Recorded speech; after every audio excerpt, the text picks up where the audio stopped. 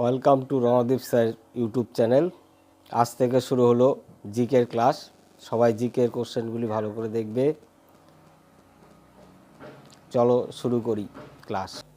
প্রথম প্রশ্ন, অশনির দেশ ল্যান্ড অফ থান্ডারবোল্ট কোনটি?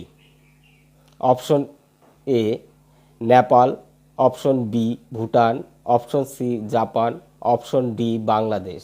এর সঠিক উত্তর ভুটান। ভুটানকে অশনির দেশ বলা হয়। দেখে নেওয়া যাক পরের প্রশ্ন। দ্বিতীয় প্রশ্নে দেওয়া আছে, প্রাচীনকালে কোন শহর জ্যোতিষশাস্ত্রের নগর হিসেবে পরিচিত ছিল? Option A Guwahati, option B Mumbai, option C Kolkata, option D Hyderabad.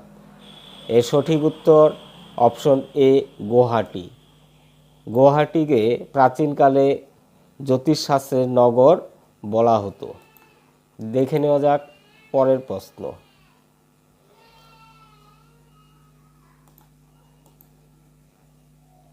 ভারতের গভীরতম বন্দরের নাম কি?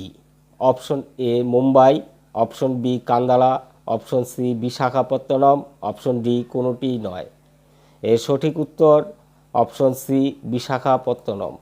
বিশাখাপত্তনম হলো ভারতের গভীরতম বন্দর।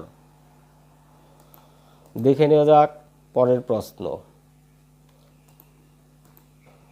কোন পুণ্যতীর্থ পূর্বে কপিলা নামে পরিচিত?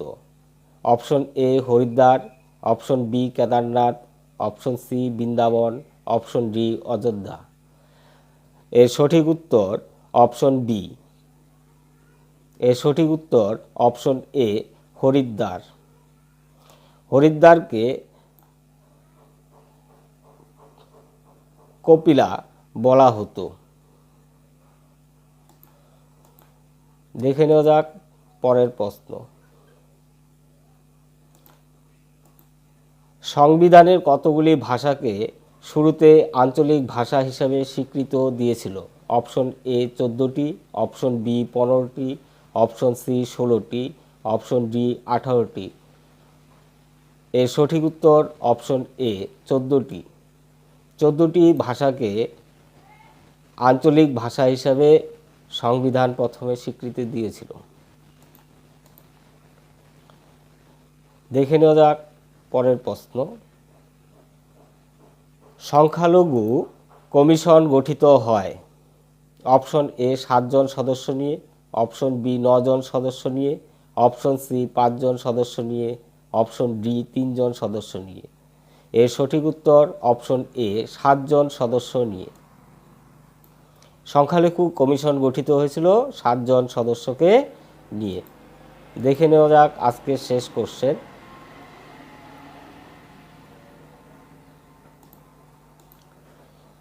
ইউপিএসসি তার বার্ষিক কাজ সম্পর্কে রিপোর্ট কার কাছে জমা দেন?